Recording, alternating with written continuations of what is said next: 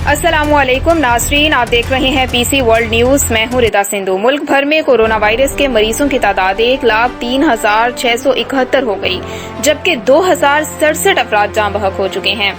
National command and operation centre के आदाद शुमार के मुताबिक गुज़श्ता 24 घंटों के दौरान कोरोना के 22,650 टेस्ट हुए, जबकि 4,728 नए केसेस रिपोर्ट हुए, जिसके नतीजे में मरीजों की तादाद 1,03,671 हो गई, जिनमें से 34,355 मरीज सेहतयाब हो चुके हैं।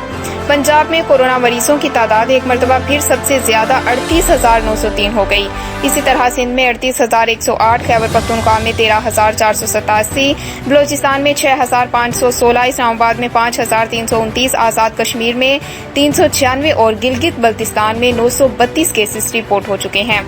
National command and operation centre के मुताबिक गुज़श्ता 24 घंटों के दौरान कोरोना वायरस से मजीद 65 अफराद जाँ बहक हो गए, जिसके बाद इस वायरस से लुकमा अजल बनने वाले अफराद की तादाद 2,067 हो गई।